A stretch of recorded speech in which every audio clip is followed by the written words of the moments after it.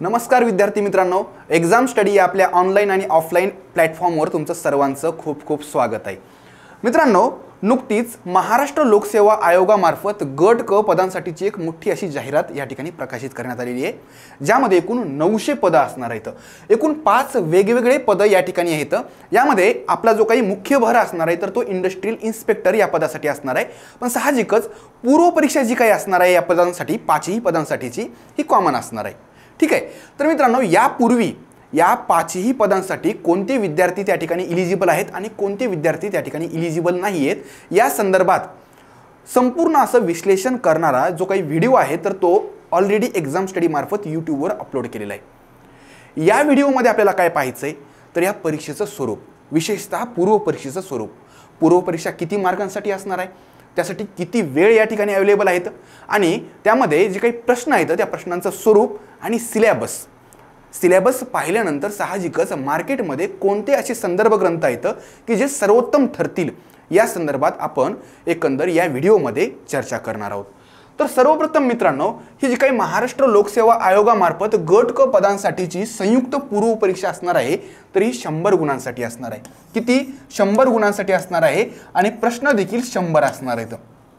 वेळ किती असणार आहे तर वेळ असणार आहे मित्रांनो 60 मिनिटे, म्हणजेच 1 तास। एका प्रश्नासाठी आपल्याला 1 मिनिटापेक्षा देखील कमी वेळ भेटणार आहे, याची आपल्याला जाणीव असायला पाहिजे।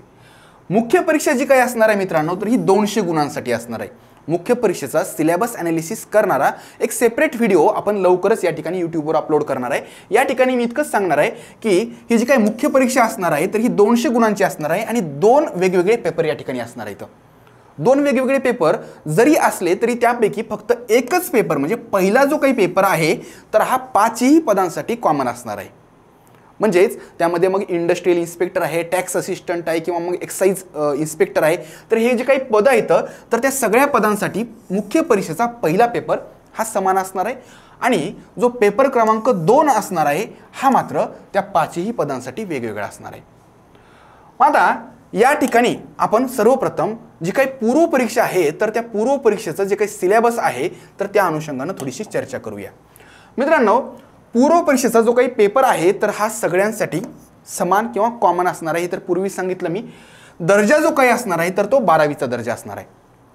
12वीच्या लेवलच्या या ठिकाणी प्रश्न असणार आहेत, माध्यम इंग्रजी आणि मराठी। म्हणजेच या ठिकाणी 100 जे काही प्रश्न असणार आहेत पूर्व परीक्षेला तर ते 100ही प्रश्न तुम्हाला मराठी आणि इंग्लिश या दोन्ही लँग्वेजमध्ये अवेलेबल असणार आहेत। जेणेकरून जर समजा काही विद्यार्थ्यांना या ठिकाणी एखादा क्वेश्चन मराठीमध्ये व्यवस्थित समजला नाही तर तुम्ही इंग्लिश हा पर्याय वापरू शकता, इंग्लिशमध्ये नाही समजला तर तुम्ही मराठीमध्ये वापरू शकता किंवा वाचू शकता। प्रश्नसंख्या 100 आणि एकूण गुण किती बरं तर 100 असणार आहेत। या ठिकाणी मित्रांनो 1 तास म्हणजे 60 मिनिटांचा कालावधी असणार आहे आणि या ठिकाणी MCQ टाईपचे प्रश्न आहेत, म्हणजेच वस्तुनिष्ठ बहुपर्यायी पद्धतीचे प्रश्नपत्रिका असणार आहे। यानंतर आपण थोडंसं सिलेबसकडे वळूया। मित्रांनो, या ठिकाणी सर्वात महत्त्वाचा जो काही विषय आहे, पहिलाच विषय तो आहे चालू घडामोडी म्हणजेच करंट अफेअर्स। बहुतांश विद्यार्थ्यांना प्रश्न पडतो की चालू घडामोडीमध्ये फक्त एवढंच सांगितलेलं आहे की जागतिक आणि भारतातील। मग आता ह्याचा अर्थ काय घ्यायचा? मित्रांनो, या ठिकाणी काही बेसिक गोष्टी चालू घडामोडीविषयी मी तुम्हाला सांगतो। आता चालू घडामोडी जी काही आहेत म्हणजेच करंट अफेअर्स, तर यामध्ये साधारणतः एक आपण सांगू शकतो की मागच्या 1 वर्षाच्या चालू घडामोडी त्या ठिकाणी आपण करणं अपेक्षित आहे। मग आता गट क लेवलची परीक्षा आहे, याचाच अर्थ कोणकोणत्या प्रकारच्या चालू घडामोडी आपण करणं अपेक्षित आहेत। मुख्यतः राजकीय चालू घडामोडी ज्या काही असतात तर या अनुषंगाने प्रश्न येतात। म्हणजेच बऱ्याच ठिकाणी इलेक्शन्स वगैरे झालेले असतात। ठीक आहे, मग त्या इलेक्शनचे रिझल्ट, कोणकोणत्या पार्टी त्यामध्ये सहभागी येतात, राष्ट्रीय पक्ष, राज्यस्तरीय पक्ष, या पद्धतीचे प्रश्न येऊ शकतात।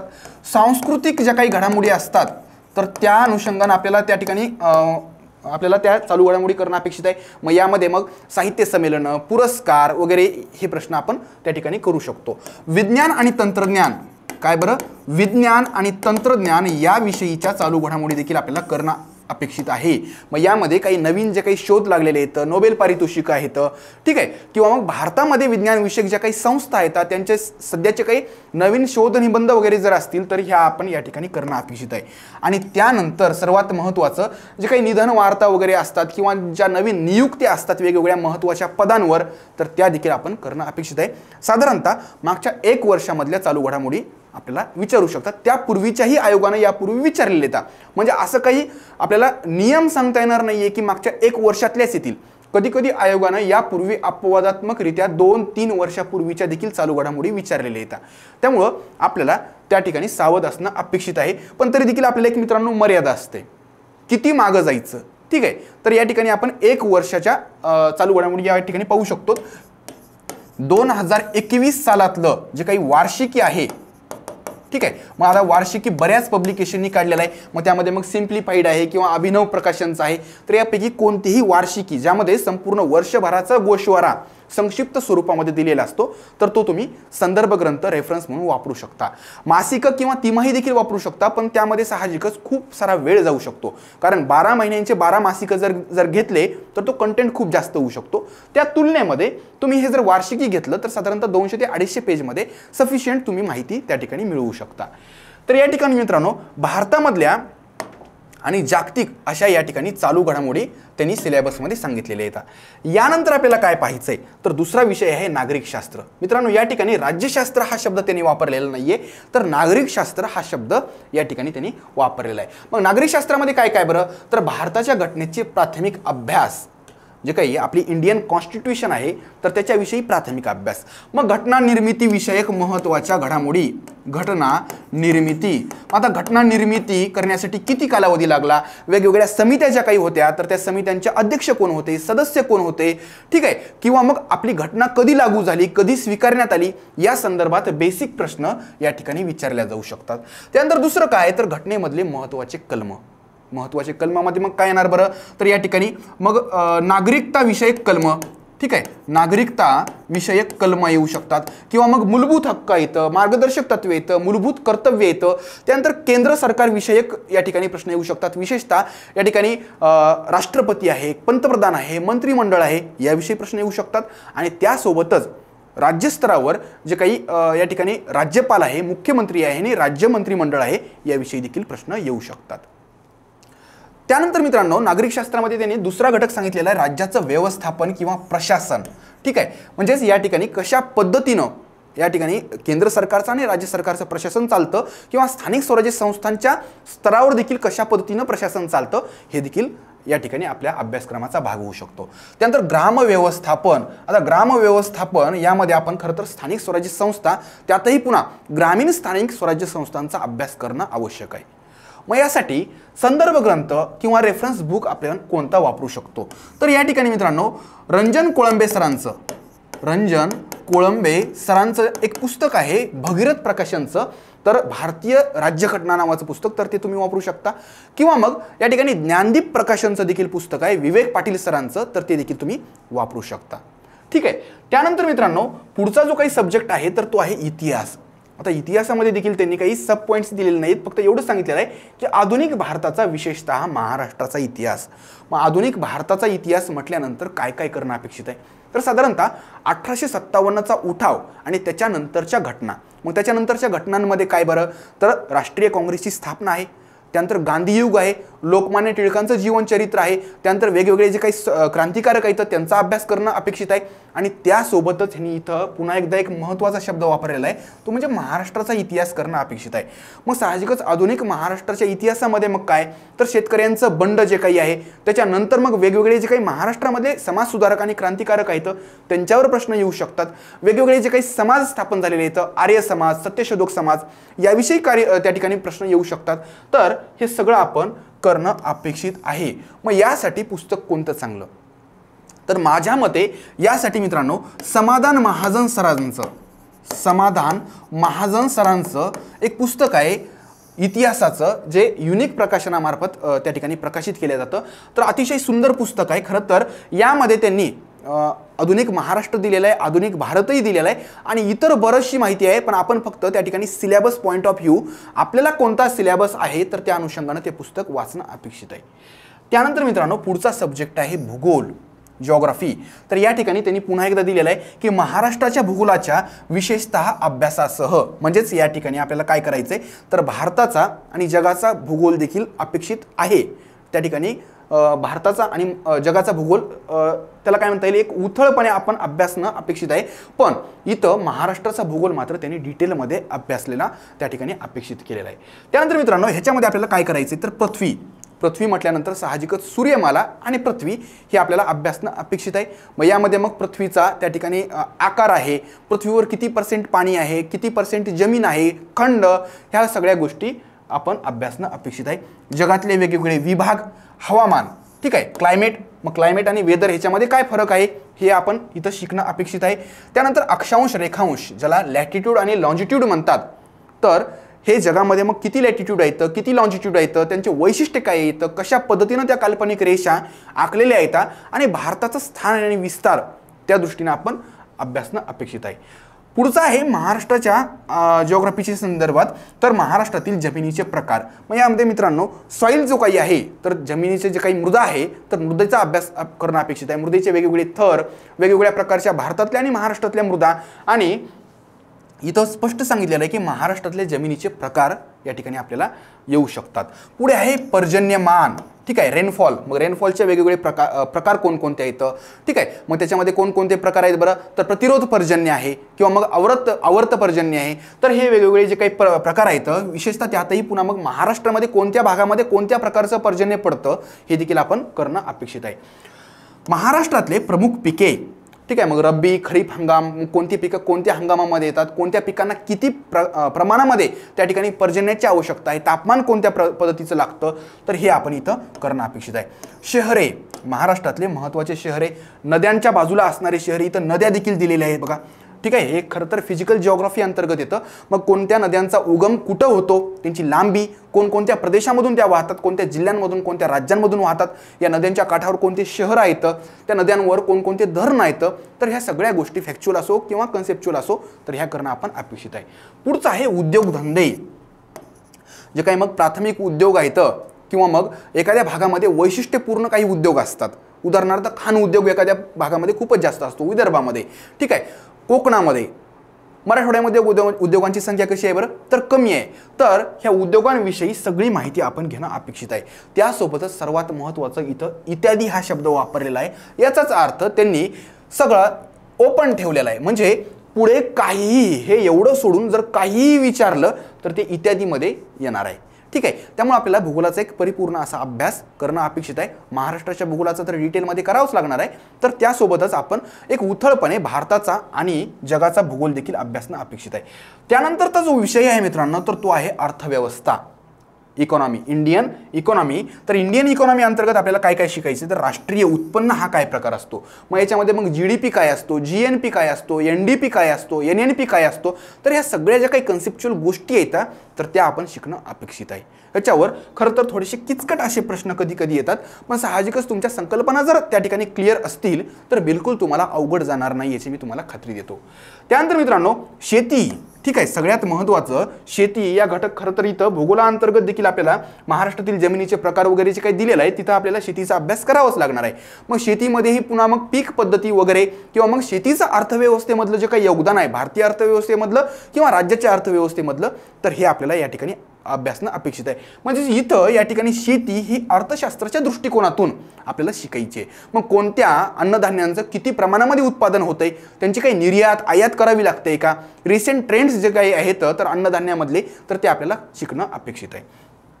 पुन्हा एकदा इथं उद्योग हा घटक आलेला आहे. अर्थशास्त्राच्या दृष्टिकोनातून आपल्याला इथं उद्योग अभ्यासायचे आहेत, ठीक आहे. म्हणजे त्यांचं जिओग्राफिकल लोकेशन महत्त्वाचं नाही आहे या ठिकाणी, तर इथं आपल्याला काय तर त्या उद्योगांच्या जे काही वेगवेगळे कॅटेगरीज केलेले आहेत, मायक्रो, स्मॉल, मीडियम, तर या पद्धतीने त्यांचा अभ्यास करणं अपेक्षित आहे. त्यासोबतच ह्यांच्या माध्यमातून किती प्रमाणामध्ये GDP मध्ये त्यांचं योगदान आहे हे आपल्याला शिकणं अपेक्षित आहे.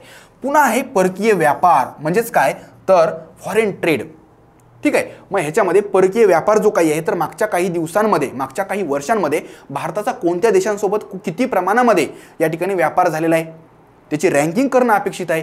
मग त्याच्यामध्ये मग कोणत्या वस्तूंचा त्या ठिकाणी सर्वात जास्त त्या ठिकाणी एक्सपोर्ट झालेला आहे, किती इम्पोर्ट झालेला आहे, वस्तू आणि सेवा यांच्या संदर्भात किती प्रमाणामध्ये त्यांचं त्या ठिकाणी व्यापारामध्ये सहभाग आहे, प्रपोर्शन आहे, हे देखील आपल्याला शिकणं अपेक्षित आहे. पुढचा एक महत्त्वाचा असा अर्थशास्त्रातला घटक आहे मित्रांनो, तो आहे बँकिंग. मग या ठिकाणी बँकांचे वेगवेगळे प्रकार आहेत. राष्ट्रीयकृत बँका असतात, सहकारी बँका असतात, ठीक आहे, प्रायव्हेट बँका असतात. मग त्यांची त्या ठिकाणी संख्या किंवा रिसेंट काही काळामध्ये जी काही मर्जिंग झालेली आहे बँकांची तर ती देखील आपल्याला शिकणं अपेक्षित आहे. मग या ठिकाणी बँकांवर RBIचं कशा पद्धतीनं नियंत्रण असतं हे देखील आपल्याला तिथं अभ्यासणं अपेक्षित आहे. मग त्या ठिकाणी RBI विषयी देखील आपल्याला माहिती पाहिजे. RBIचे या बँकांवर कशा पद्धतीनं नियंत्रण असतात, मग त्यासाठी कोणकोणते त्या ठिकाणी त्यांनी साधनांचा वापर करतात हे देखील आपल्याला इथं अभ्यासणं अपेक्षित आहे. मग गुणात्मक साधने येतं आणि संख्यात्मक साधने येतं. कोणते संख्यात्मक आहेत, कोणते गुणात्मक आहेत, तर याविषयी बऱ्याच वेळेस आयोगाने यापूर्वी प्रश्न विचारलेले आहेत.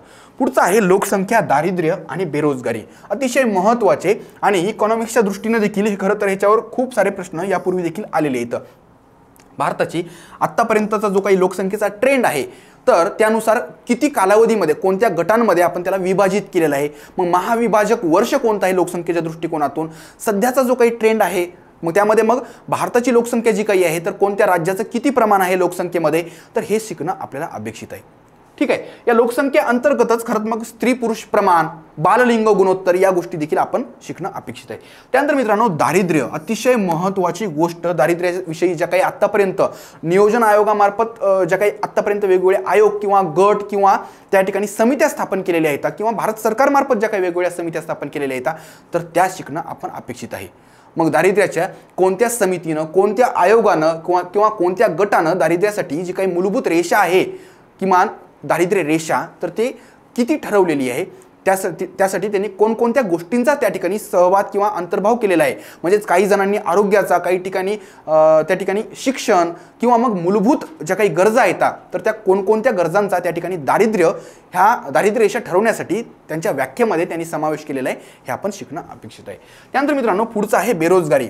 मग बेरोजगारीचे वेगवेगळे जे काही प्रकार आहेत आणि बेरोजगारी त्या ठिकाणी संख्या जी काही आहे किंवा जे काही त्याचं पर्सेंटेज आहे तर हे ठरवण्यासाठी त्यांनी कोणत्या निकषांचा वापर करतात आणि कोणत्या संघटना किंवा संस्थांमार्फत भारतामध्ये बेरोजगारी ही मोजल्या जाते हे देखील आपल्याला शिकणं अपेक्षित आहे. पुढचं आहे मुद्रा आणि राजकोषीय नीती. मित्रांनो म्हणजेच काय तर monetary and fiscal policy. Bharat सरकारची जी काही मॉनिटरी पॉलिसी आहे आणि फिस्कल पॉलिसी आहे तर ही कशा पद्धतीनं ठरवल्या जाते आणि ह्याच्याविषयी जे काही महत्त्वाचे धोरणात्मक निर्णय असतात तर या अनुषंगाने इथं प्रश्न येतात. पुढचा आहे इथं इत्यादी. सगळ्यात महत्त्वाचं इत्यादी हा शब्द फारच भयंकर आहे मित्रांनो. ह्याच्यामध्ये काय होतं तर ह्याच्यामध्ये कोणताही एखादा घटक नसेल तर तो त्या इत्यादीमध्ये आहे असं आपण गृहीत धरू शकतो. त्या ठिकाणी मित्रांनो शासकीय अर्थव्यवस्था असा एक त्यांनी सेपरेट घटक दिलेला आहे, उपघटक. त्यामध्ये मग अर्थसंकल्प, बजेट जे काही आहे, ॲन्युअल फायनान्शियल स्टेटमेंट. अर्थशास्त्रीय भाषेमध्ये आपण जे काही बजेट म्हणतो तर ते काय ॲन्युअल फायनान्शियल स्टेटमेंट, तर ते अर्थसंकल्प जे काही आहे तर ते शिकणं अपेक्षित आहे. मग जो काही मागच्या वर्षीचा अर्थसंकल्प आहे तर त्याच्यावर बरेचसे प्रश्न येतात. ठीक आहे. त्यामध्ये मग लेखा हा एक घटक दिलेला आहे आणि त्यानंतर लेखा परीक्षण म्हणजेच काय तर ऑडिटिंग, अकाउंटिंग, ऑडिटिंग. त्यामध्ये मग काय येणार बरं तर कॅग जे काही पद आहे तर त्या अनुषंगानं प्रश्न येऊ शकतात. त्यानंतर मित्रांनो पुढचा जो घटक आहे तर तो आहे सामान्य विज्ञान, जनरल सायन्स. त्यामध्ये त्यांनी 4 जे काही घटक आहेत अतिशय महत्त्वाचे म्हणजेच भौतिकशास्त्र म्हणजेच फिजिक्स. त्यामध्ये मग नंतर दुसरा आहे रसायनशास्त्र, पुढचा आहे प्राणीशास्त्र, वनस्पतीशास्त्र आणि आरोग्यशास्त्र. खरं तर हे तिन्ही मिळून आपण बायोलॉजी हा एकच घटक समजू शकतो. ठीक आहे. म्हणजेच झुलॉजी, बॉटनी आणि हायजीन हे तिन्ही मिळून आपण बायोलॉजी या ठिकाणी कन्सिडर करू शकतो. आणि दुसरे जे काही 2 सब्जेक्ट आहेत तर ते आहेत फिजिक्स आणि केमिस्ट्री. मग फिजिक्समध्ये कशावर जास्त प्रश्न येतात, लाईट आहे, साऊंड आहे, करंट इलेक्ट्रिसिटी आहे, ग्रॅव्हिटेशन आहे, युनिट्स अँड मेजरमेंट. तर या सगळ्या घटकांवर फिजिक्स अंतर्गत प्रश्न विचारलेले आहेत. राज्यसेवा आणि गट ब मध्ये यापूर्वी त्यांनी फिजिक्समधले जे काही न्यूमेरिकल्स म्हणजेच प्रॉब्लेम्स आहेत तर ते देखील विचारलेले आहेत. त्या अनुषंगाने देखील आपली तयारी असायला हवी. त्यानंतर मित्रांनो पुढचा जो काही विषय आहे तर तो आहे रसायनशास्त्र. रसायनशास्त्रामध्ये देखील मग ऑर्गॅनिक केमिस्ट्री आणि इनऑर्गॅनिक केमिस्ट्री असं 2 पद्धतीनं डिवाइड केलेलं आहे. प्रश्न कशावर जास्त येतात तर ऑर्गॅनिक केमिस्ट्रीमध्ये मग जे काही कार्बन आणि कार्बनचे जे काही ॲलोट्रोप्स वगैरे आहेत, कार्बनच्या वेगवेगळ्या प्रॉपर्टीज आहेत, तर त्याच्यावर प्रश्न विचारलेले येतं. ठीक आहे, अल्कोहोल किंवा मग अल्डिहाइड या संदर्भात आपण त्यांचे फॉर्म्युले जे काही आहेत तर ते शिकणं अपेक्षित आहे. त्यानंतर मित्रांनो metals, non metals, acid, base, ठीक आहे, तर ह्या सगळ्या गोष्टी आपण केमिस्ट्री अंतर्गत शिकणं अपेक्षित आहे. प्राणीशास्त्रामध्ये सगळ्यात महत्त्वाचं काय तर क्लासिफिकेशन आहे. प्राणीशास्त्र आणि वनस्पतीशास्त्र या दोन्हीमध्येही जे काही 5 किंगडम क्लासिफिकेशन आहे तर ते शिकणं मित्रांनो अपेक्षित आहे. ठीक आहे, आणि इतर बरेचसे असे घटक आहेत त्याच्यामध्ये मग हायजीन जे काही आहे आरोग्यशास्त्र तर ह्याच्यामध्ये मग काय तर व्हिटॅमिन्स, मिनरल्स, वेगवेगळे जे काही डिसीजेस आहेत, डिसीजेसचे वेगवेगळे प्रकार आहेत तर हे शिकणं आपण अपेक्षित आहे. त्यानंतर मित्रांनो पुढचा जो काही या ठिकाणी टॉपिक आहे तर किंवा सब्जेक्ट आहे शेवटचा तर तो आहे बुद्धिमापन चाचणी आणि अंकगणित. अतिशय महत्त्वाचा सब्जेक्ट आहे. बरेचसे जे काही आर्ट्स बॅकग्राऊंडचे विद्यार्थी आहेत तर त्यांना थोडंसं जड जातं हे खरं तर बुद्धिमापन चाचणीमध्ये त्यांनी काय म्हटलेलं आहे, उमेदवार किती लवकर आणि अचूकपणे विचार करू शकतो हे आजमावण्यासाठी हे प्रश्न असतात. मग ह्याच्यामध्ये मग त्या ठिकाणी कॅलेंडरवरचे प्रश्न आहेत, घड्याळावरचे प्रश्न आहेत, दिशांचे प्रश्न असतात किंवा मग ते जे काही क्यूब्सचे प्रश्न असतात. ठीक आहे, तर ते सगळे प्रश्न या ठिकाणी बुद्धिमापन चाचणीमध्ये येतात. पुढचा जो काही घटक आहे तर तो आहे अंकगणित, म्हणजेच आपण इंग्लिशमध्ये याला मॅथ आणि रिझनिंग असं म्हणू शकतो. तर यामध्ये मित्रांनो अंकगणितामध्ये बेसिक कॅल्क्युलेशन्स असतात, बेरीज, वजाबाकी, गुणाकार, भागाकार, दशांश, अपूर्णांक, टक्केवारी हे जे काही आहे किंवा प्रपोर्शन वगैरे तर ह्याच्यावरचे प्रश्न या ठिकाणी अंकगणिताअंतर्गत येऊ शकतात. मग मित्रांनो इथं सगळ्यात महत्त्वाचं आपले जे काही रेफरन्स बुक्स आहेत ते सांगायचं राहिलेलं आहे. सामान्य विज्ञानासाठी कोणतं रेफरन्स बुक सगळ्यात चांगलं जर सांगायचं असेल मित्रांनो तर या ठिकाणी दीपस्तंभ प्रकाशनचं काय बरं दीपस्तंभ प्रकाशनचं एक पुस्तक आहे तर सायन्स ऑल इन वन नावाचं. ठीक आहे, मोनाली साळुंके यांनी ते पुस्तक लिहिलेलं आहे. अतिशय सुंदर पुस्तक आहे.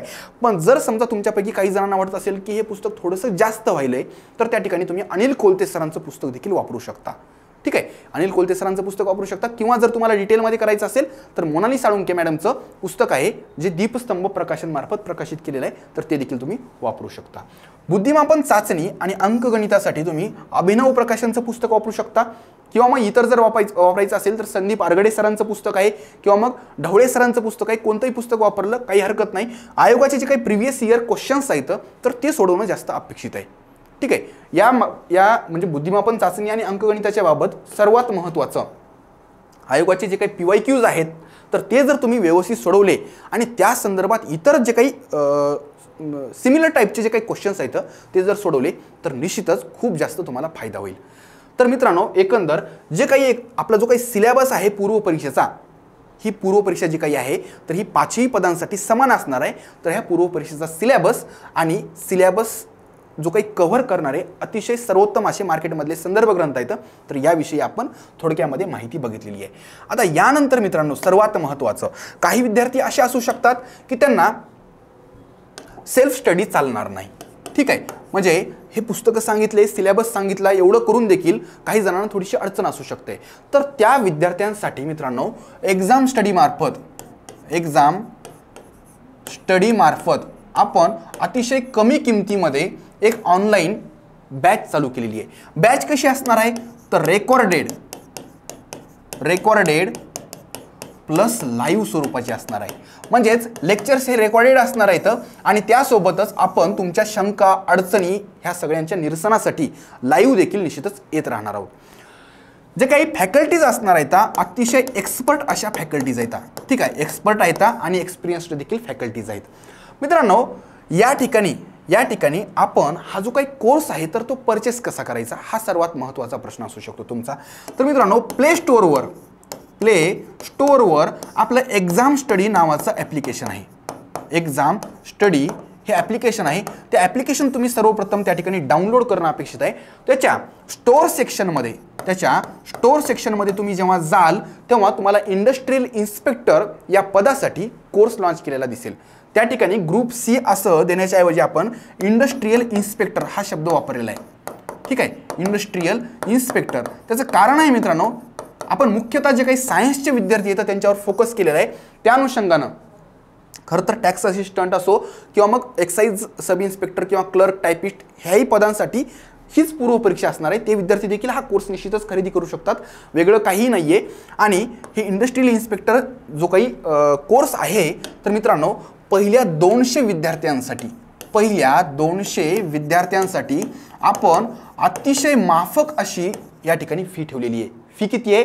संपूर्ण पूर्व परीक्षेचा हा जो काही कोर्स आहे रेकॉर्डेड आणि लाईव्ह, तर तो केवळ आणि केवळ 999 रुपयामध्ये आहे. 200 विद्यार्थ्यांनी ॲडमिशन घेतल्यानंतर मात्र पुढचे जे काही विद्यार्थी आहेत त्यांना या कोर्सची फी 1999 रुपये या ठिकाणी भरावी लागेल. ठीक आहे. तर या ठिकाणी मित्रांनो आपण याच पद्धतीनं इतर बऱ्याचशा पदांसाठी देखील लाईव्ह आणि रेकॉर्डेड या स्वरूपामध्ये कोर्स उपलब्ध करून दिलेले आहेत. तर मित्रांनो इंडस्ट्रियल इन्स्पेक्टर पदासाठी जे काही क्वालिफिकेशन आहे, कोणती जी काही पात्रता आहे, या संदर्भात सेपरेट व्हिडिओ एक्झाम स्टडीवर मी स्वतः त्या ठिकाणी अपलोड केलेला आहे. त्या अनुषंगानं काही अडचणी असतील तर तुम्ही त्या ठिकाणी जे काही खाली कॉन्टॅक्ट नंबर आहेत तर त्यावर आमच्याशी संपर्क साधू शकता. ठीक आहे. तर लवकरच मित्रांनो जसं आपण पूर्व परीक्षेचं या ठिकाणी सिलेबसचं ॲनालिसिस केलेलं आहे, तसंच मुख्य परीक्षेचा जो काही पेपर 1 आणि पेपर 2 आहे, तर त्या ठिकाणी इंडस्ट्रियल इन्स्पेक्टरच्या सिलेबसच्या अनुषंगानं आपण एक सेपरेट व्हिडिओ लवकरच अपलोड करणार आहोत. ठीक आहे. तर लवकरच मित्रांनो त्या व्हिडिओच्या निमित्तानं आपण भेटूया.